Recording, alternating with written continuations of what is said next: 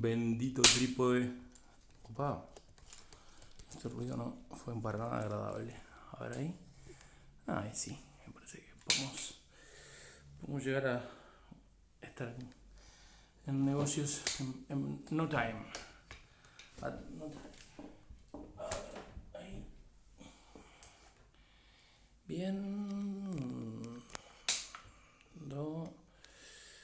Esto. Para este lado acá. Fantástico. Lo único que hay que hacer es bajar un poquito estas patitas para acá. Como ven, nuestros cambios de decoración siguen siendo maravillosos. Con lo cual les solicito mis más sinceras disculpas para este acercamiento visual que acabamos de tener. Vamos a hablar hoy, mientras yo voy acomodando alguna cosa, vamos a hablar hoy de la última parte acerca de cómo hacer un examen de astronomía. Ayer nos quedó pendiente, que era lo que me hacían acordar recién en el chat de reinicio, nos quedó pendiente una pequeñísima boa, que tiene que ver en realidad con la generación de energía del Sol. Tomémoslo desde esta perspectiva.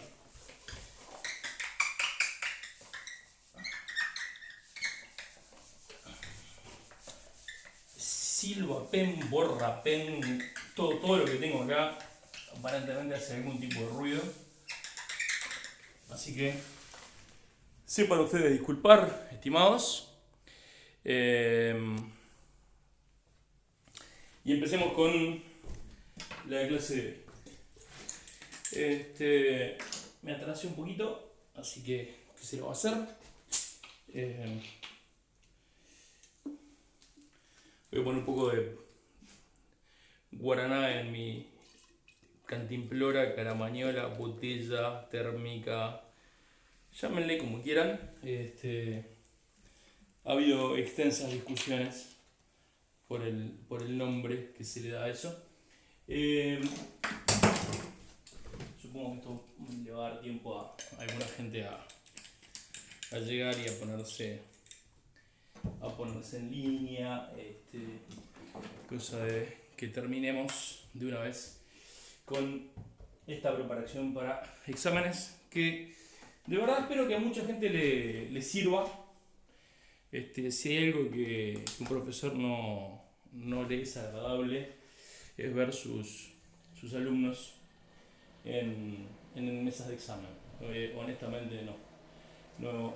Yo sé que ustedes de repente piensan que sí,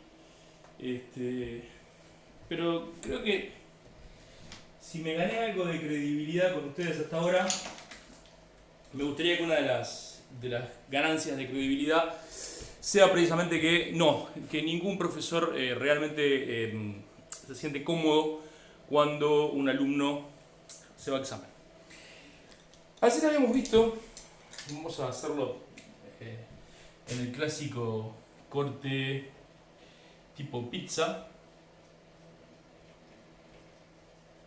Obviamente el de Wikipedia va a estar más lindo, pero la ventaja que yo tengo acá es poder hacerte pensar un poquito en las capas, en la estructura interna del Sol.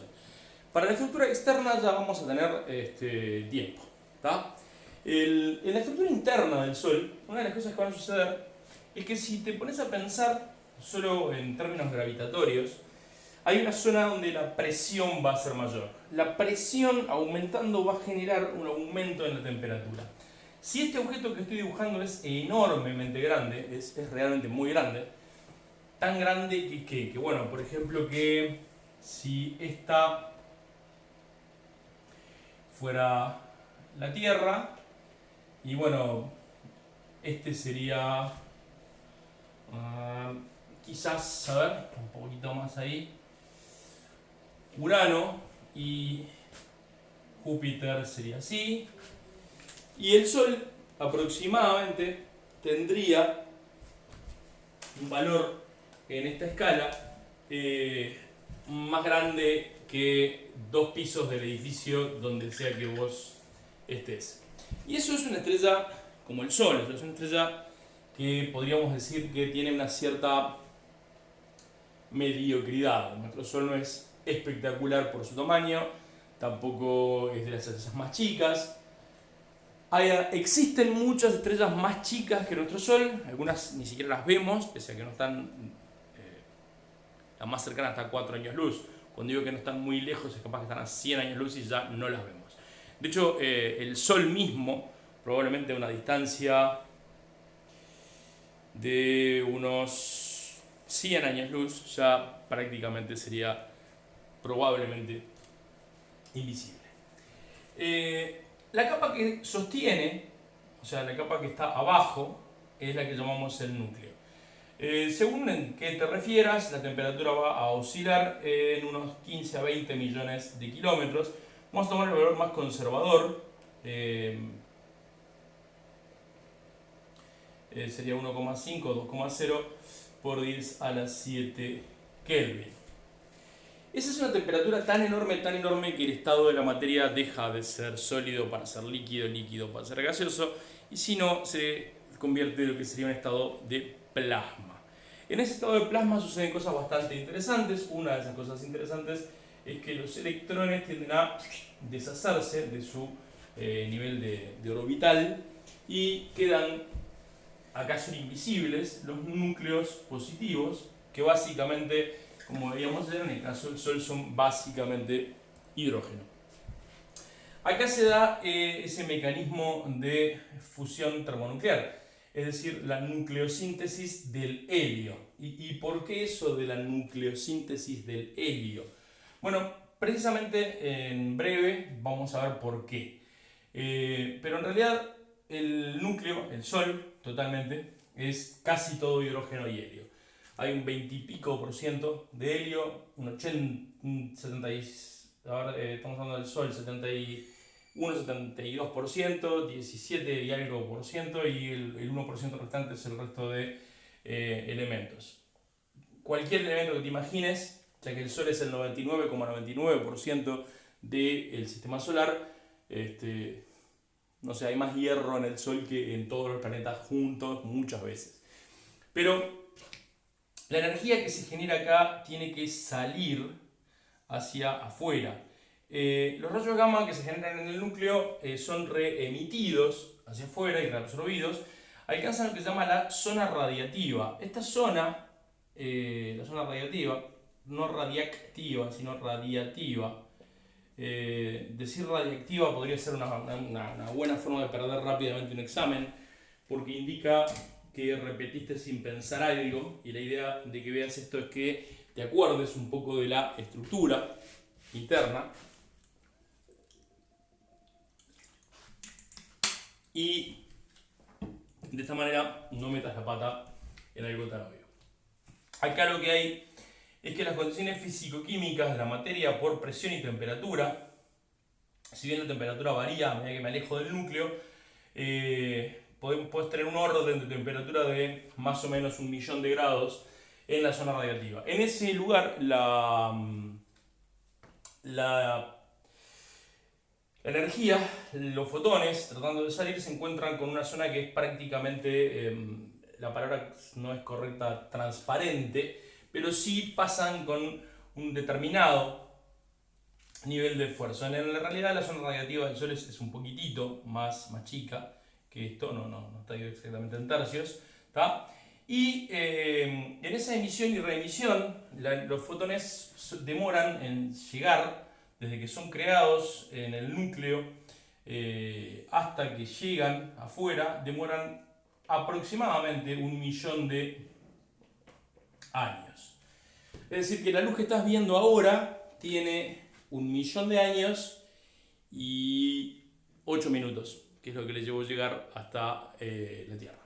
Bueno, acá te encontrás con la zona convectiva. Acá la temperatura y la presión dejan de ser lo suficientemente grandes. Estamos hablando en el orden de los 100.000 y para arriba y un poquito por abajo grados Kelvin. Y entonces en este punto en particular el gas se expande, tiende a subir. Hay calefactores que hacen eso, o sea, calientan el aire, por eso tienen esas paletas tipo radiador, calientan el aire y el gas se expande. Hablar de gas caliente y gas frío en el sol es medio como una locura, pero sucede.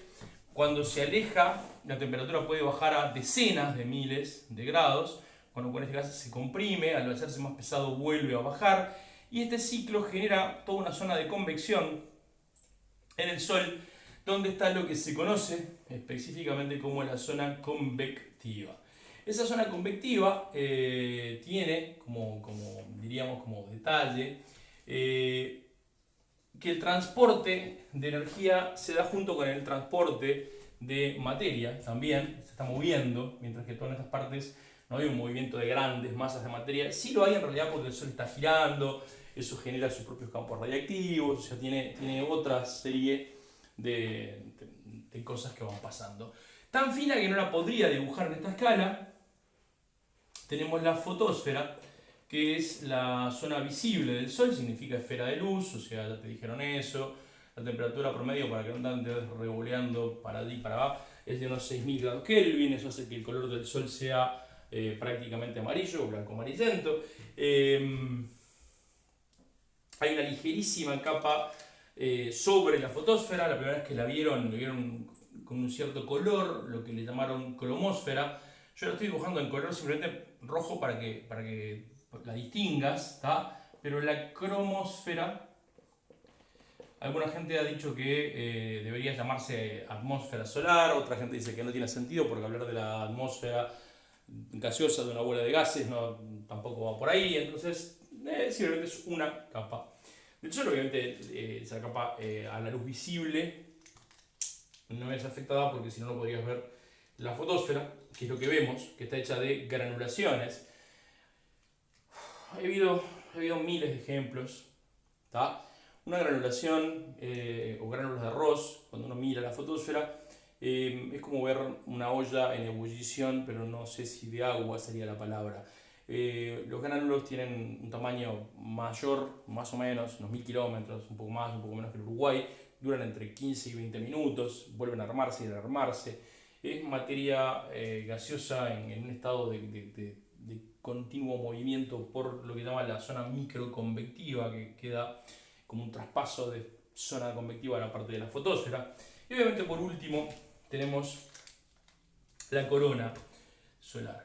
La cromósfera está a unos 200 grados menos que la fotosfera, pero en la estructura del Sol, en esta parte que llamamos corona, nos encontramos con una temperatura de nuevo de 1.000.000 de grados Kelvin.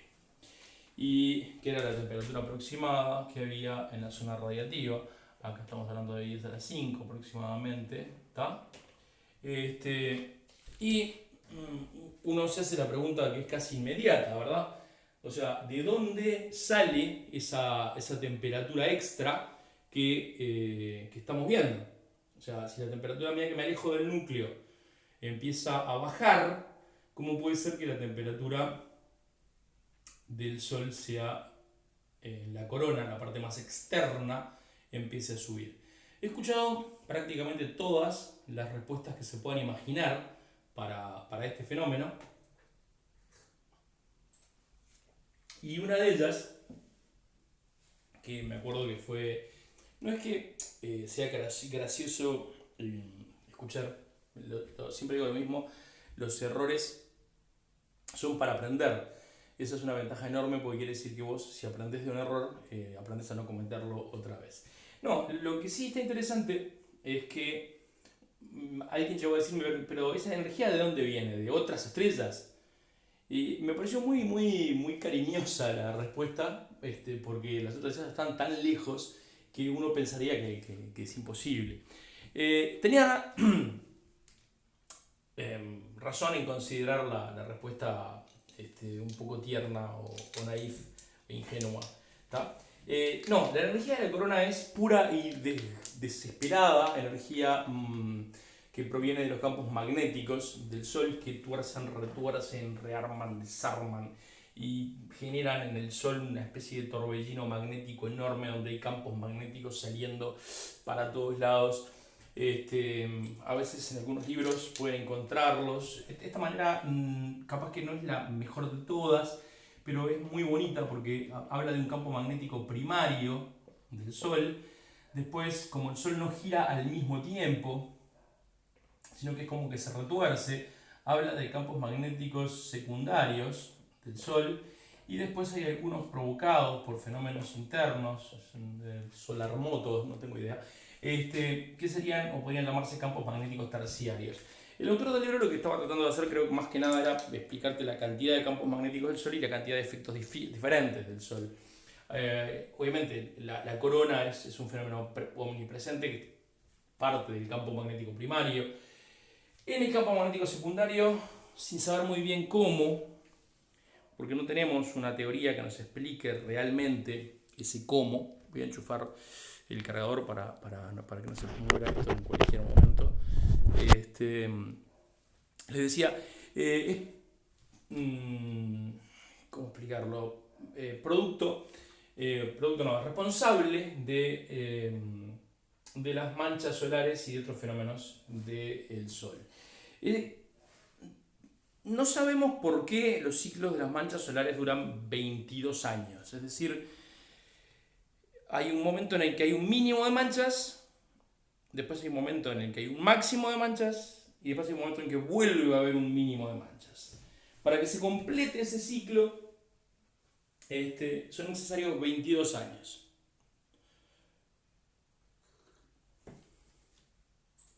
Café sin azúcar, pa' macho. No, vos no importa.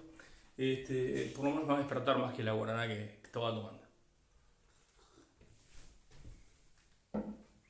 Los viernes son días muy largos en cuanto al tema de teleclases y todo eso. Bueno, entonces tenemos campos magnéticos primarios, secundarios, terciarios. Los primarios tienen que ver con la corona solar. Son partículas de plasma que son sometidas a temperaturas y torsiones extremas. Generan esa capa debería ser muy luminosa, ¿no? Porque 1.000.000 de grados Kelvin debería ser de una estructura, debería ser terriblemente brillante, pero hay muy pocos átomos en ese lugar. Entonces la corona solar solo se ve cuando hay un eclipse, cuando vos tapás el Sol con la Luna. Y en ese caso es cuando vos ves realmente la corona solar. También hay aparatos, obviamente, para verlos. Hay cronógrafos, coronógrafos y otros aparatos que te permiten el estudio de la corona solar. Se dan más fenómenos, además de las manchas. ¿Qué son las manchas? Si vos mirás una mancha, ayer vimos una foto, yo decía que es como una depresión en el Sol, suele ser de estos campos secundarios. Como son fenómenos magnéticos, tienen polaridad, las manchas aparecen, tienen polo norte y polo sur. Son como una depresión en el Sol. Al bajar la temperatura se forma como una ligerísima depresión en esa zona del Sol. Acá sí voy a usar el color rojo a propósito. La mancha tiene una zona más oscura y otra menos oscura, umbra y penumbra. Vista de costado te permite incluso ver la última parte del chorro de lo que sería la microconvectividad de las granulaciones. Al bajar, visto desde arriba, se ven como unos filamentos que la mancha puede tener. Además, acuérdense, cualquier tipo de forma, pueden ser de varias maneras, tiene lo que sí, esa polaridad que yo te decía. Va a haber una zona de umbra y una zona de penumbra. La zona de umbra, la más oscura, va a estar adentro, la de penumbra va a estar afuera. Para diferenciarlas, como las manchas tienen unos 4.000 y pico de grados, son zonas están más bajas que estos 6.000 grados, te vas a encontrar con que cambia la temperatura. La parte interna parece negra, pero en realidad una mancha nunca es negra, porque vuelvo a repetir, a esa temperatura te encontrás con la zona de umbra en la parte interna y la zona de penumbra en la parte interna. No hice todos estos filitos para demorar, sino que esto es la parte que vos lográs ver de lo que hay en el resto de la fotosfera. ¿Te acordás aquello que te decía recién? Las granulaciones. Acá es como que ves donde las granulaciones van terminándose, ¿tá? Lo que te genera a vos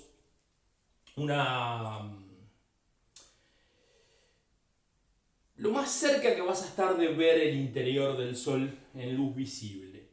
¿Y por qué en luz visible? Bueno, en luz visible porque los neutrinos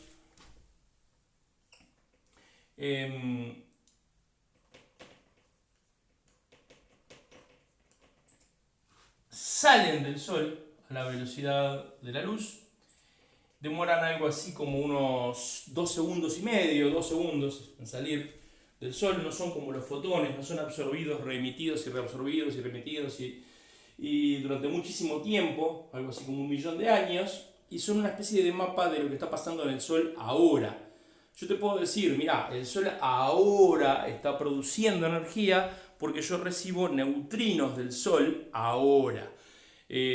Claro, no es ahora, es de hace 8 minutos, porque a los neutrinos les llevó 8 minutos llegar hasta acá, ¿tá? Pero se crearon hace 8 minutos y medio. Mientras que la luz que estoy viendo se creó hace unos entre 1 y 10 millones de años, probablemente. Bien, ¿qué otra cosa podría ser importante que le dijeras a tus profesores si te preguntan algo más del Sol? Bueno, el Sol tiene obviamente una masa solar, tiene un tamaño aproximado de 1,5 millones de kilómetros, 1.400.000, si te acordás, está bueno. 1,5 millones yo no lo consideraría una terrible inexactitud. Pero si te acordás que es 1.390.000, está perfecto, 1.400.000 kilómetros está bien, es una buena respuesta. Esas manchas que son depresiones en la fotosfera provocadas por el campo magnético secundario, que sabemos que tienen máximos y mínimos, una mancha puede estar ahí durante un par de semanas y desaparecer, y después pueden formarse manchas por otros lados, y después pueden desaparecer, y de repente pueden pasar años que no ves una mancha, ahí estás en lo que llaman los mínimos de Maunder, y después 11 años más tarde va a haber un máximo de manchas y después otra vez va a haber un mínimo de manchas y esos ciclos se llaman undecenales. Undecenales es porque son 11 años y 11 más 11 son 22. ¿Por qué tienen 22 años los ciclos? Nadie lo sabe. No tenemos ni idea de por qué pasa eso. Curiosamente sí sabemos mucho de lo que pasa en el núcleo y lo podemos replicar. Yo decía ayer que esa replicación del núcleo es lo que se conoce como una bomba H. Cuando duplicamos el proceso por el cual el Sol genera su energía, nos encontramos con lo que se conoce como bombas termonucleares, que fueron responsables de la Guerra Fría y de otras cosas más. Son mucho más potentes que cualquier bomba atómica que vos te puedas imaginar. Otro de los fenómenos normalmente también son las protuberancias, son muy espectaculares cuando se levantan pedazos enteros de plasma y cargado y gas cargado de la parte de la fotosfera y parte de la cromosfera y vuelve a ser guiado por los campos magnéticos, pero la gravedad del Sol es tan grande que vuelve otra vez a dejarlos, a depositarlos en la parte de afuera. Gran parte de esto es lo que termina formando la corona y a veces en las inversiones de polaridad el Sol eyecta una enorme cantidad de la masa de la corona en cualquier dirección, a veces incluso en dirección de la Tierra, y a eso se le llama tormentas solares. El nombre correcto sería eyección de masa coronal, es decir, un enorme frente de partículas cargadas que viene hacia la Tierra. ¿Es peligroso? Sí y no.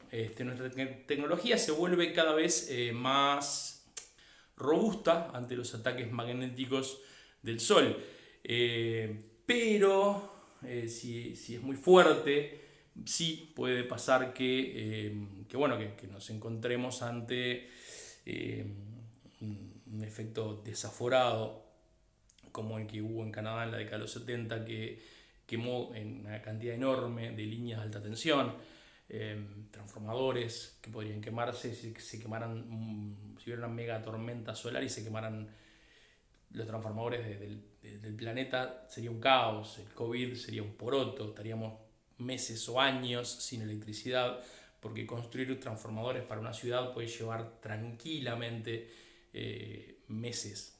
Y créanme, no creo que los primeros que se construyan nos manden para Uruguay. Entonces tendremos lo que podamos hacer nosotros. No sé, volveremos a tratar de tener energía de algún tipo y no podemos trabajar con alta tensión. Acuérdense que nosotros levantamos la tensión para transmitir la energía por los cables hasta una subestación que lo que hace es obviamente bajarla a la tensión y repartirla por el barrio. Por eso en cada tantos lugares hay subestaciones que lo que hacen es transmitir la corriente, y según la distancia a la que estás además de la estación, el voltaje de esa corriente alterna varía, y ahí estamos metiéndonos en otra cosa que no tiene nada que ver. Así que quedémonos con esto. Si te acordás de todo esto y si no lo miras de vuelta, tenés un decente panorama del Sol. No te puedo dar sol en una clase, esto lleva tal vez no lo llevaría 5 horas tranquilamente, darte un mínimo esbozo del Sol. Pero yo te diría que como idea no te va a hacer daño haberlo visto. El Sol es solo una estrella. El Sol responde al mismo criterio que cualquier estrella, o sea, es una pelea. Esa pelea está dada por básicamente dos fuerzas. Por un lado tenés la gravedad. La gravedad proviene de la masa.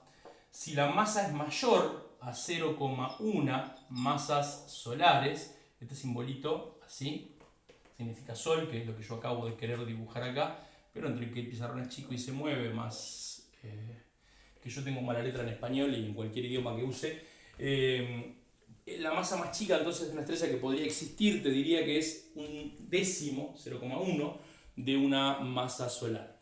¿Qué pasa? Bueno, si yo tengo menos de eso, no logro generar suficiente presión. Acordate que cuanto más grande sea cuanto más masa tengo una estrella, más presión va a haber. Así que un aumento de masa implica necesariamente un aumento en la presión. El aumento en la presión, estamos hablando del núcleo, va a ser mayor cuanto más grande sea la masa, te va a llevar casi de la mano a lo que es un aumento en la temperatura. Y la temperatura es fundamental. ¿Por qué? Porque si la temperatura sobrepasa un nivel de aproximadamente 10 millones, 10 a la 7 grados Kelvin, vos conseguís que la materia alcance ese estado en el cual los electrones se toman las de Villadiego, no es que no estén, dejan de estar atados, dejan de estar siendo una especie de cúpula protectora del núcleo atómico, y la materia se convierte en estado de plasma. Cuando la materia cambia de estado, hace cosas que antes no podía hacer. Como por ejemplo, ¿qué? Bueno, como por ejemplo, un hecho maravilloso donde 4 núcleos de hidrógeno se convierten en un núcleo de helio. 4, 2. ¿Y qué es esto de 1, 1, 4, 2? Bueno, arriba tienen el número de nucleones, de partículas que hay en el núcleo atómico. En la parte de abajo, cuáles o cuántas de esas son positivas. En el núcleo de el hidrógeno solo hay una partícula y una de ellas es positiva. En el núcleo del helio hay 4 partículas, pero solo 2 de ellas son positivas. Si lo pensás tiene sentido, porque 2 partículas positivas sí o sí se deberían repeler. Pero el hecho de que haya 4 quiere decir que las 2 restantes, que son neutrones, no impiden esa repulsión de la que hacíamos referencia. ¿Qué se da? ¿Qué sucede con todo esto? Bueno, esto genera energía. Y esta energía, al tratar de salir de la estrella, se convierte en algo llamado presión de radiación. ¿Tá? que es la energía de la estrella saliendo desde el núcleo hacia afuera, que yo te contaba que empuja a la estrella hacia arriba y genera la fuerza contraria a la gravedad. Esta presión de radiación entonces mantiene equilibrada a la gravedad y es el hidrógeno convirtiéndose en helio. Por eso te contaba hoy que era el tema de la nucleosíntesis del helio. Una de las cosas más, llamarle si querés, insólitas de todo esto es que una estrella que tuviera muchísimo hidrógeno tendría muchísimo combustible, y una estrella que tuviera muchísimo combustible, vos te encontrarías con que tiene mucha masa. Y vos decís, como tiene 10 veces más hidrógeno que el Sol, es bastante obvio que va a durar 10 veces más que el Sol. Y yo te voy a decir, vos sabés que no, porque ¿qué pasa? 10 veces más hidrógeno que el Sol es 10 veces más masa, y 10 veces más masa es 10 veces más gravedad. Y si una estrella tiene 10 veces más gravedad, va a tener que gastar muchísima energía para lograr equiparar esta otra fuerza, para que la estrella no se colapse y se comprima, lo cual te voy adelantando que es el destino final de cualquier estrella. Al dato de todo esto, como si esto no fuera suficiente, una de las cosas interesantes que sucede en todo esto es que todas las estrellas, en mayor o menor medida, ya sea por el ciclo protón-protón o por el ciclo de carbono, convierten el hidrógeno en helio y generan energía. Y dependen de la cantidad de hidrógeno que tengan en su núcleo, pero todas terminan de una manera diferente según la masa inicial que tengan. Toda su vida está predestinada por la masa original de la estrella. Una estrella nace en grupos, después esos grupos se subdividen de esas enormes nebulosas. Hay partículas que están moviéndose en determinados sentidos. Esas nebulosas con esas partículas moviéndose en determinados sentidos van a terminar a lo largo del tiempo separando la nebulosa en varias partes, y luego de que terminen separando la nebulosa en varias partes, va a suceder que vas a encontrarte que por acá se acumularon las azules, por acá se acumularon las que iban con este vector, por acá se acumularon las que iban con este vector. La nube se está fragmentando. Para cuando llega el momento en que ya no puede fragmentarse más, porque ya la gravedad les empieza a unir, obtenés lo que se conoce como un glóbulo de Bock. Un glóbulo de Bock es la forma o la idea en la que este señor llamado Bart Bock definió que ya a partir de ahí lo que va a pasar es que se va a formar o una estrella o un sistema binario o de tres, trinario de estrellas, pero ya están juntas. Del grupo original donde van naciendo las estrellas ya empiezan a separarse y empieza a ver la primera parte de la separación. El glóbulo de Bock entonces es pura gravedad. Todavía estamos en esta parte, aumenta la presión, aumenta la temperatura, pero todavía no hay energía. Para cuando pasamos a la segunda parte, vamos a llamarle a esto la etapa 0, a esto vamos a llamarle la etapa 1, porque puse ahí, no tengo idea. Y en la etapa 2 ya empezamos a observar una característica que es común a la estrella. Llegué hasta este punto y la estrella emite su primer rayo de luz. Todavía no tiene esa estructura interna que yo te mostraba, probablemente por eso no puede expeler la energía en forma continuada y llamémosle pareja, no encontró su equilibrio, todavía está rotando y además en la etapa de la rotación, entre esta etapa y esta etapa, se formó algo llamado disco circunestelar, que ya estaba, pero vos recién lo ves ahora en la etapa 2 porque tiene un pequeño y finísimo disco en el medio, donde después acá en el centro va a estar la estrella. Este disco circunestelar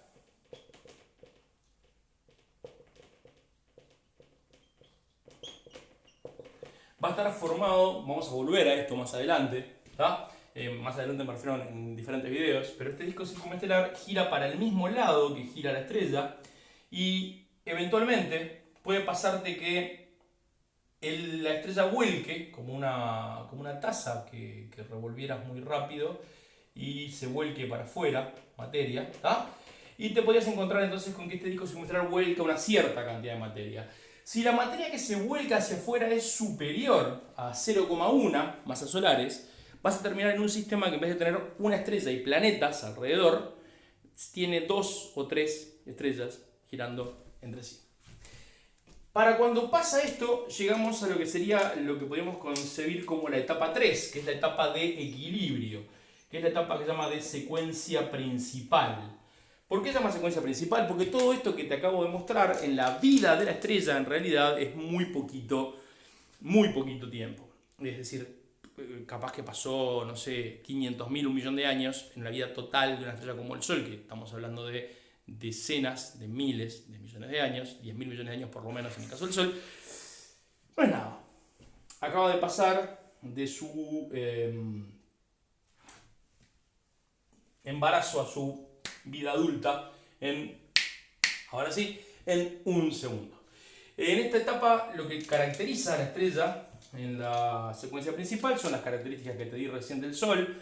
Según el tamaño puede variar los tamaños de las zonas radiativa y convectiva. Lo que no va a variar es que en el núcleo el hidrógeno se va a convertir en helio. La forma en que lo va a hacer, eso sí puede cambiar. Lo que te decía, el ciclo protón-protón, pero también está el ciclo de carbono. Es decir, no confundir con el ciclo triple alfa, que es lo que sucede al final de la secuencia principal. Pero acá las fuerzas están equilibradas y la estrella se mantiene en este estado, en ese equilibrio entre presión y radiación, hasta que en el núcleo de la estrella la cantidad de helio empieza a ser cada vez mayor y la cantidad de hidrógeno empieza a ser cada vez menor.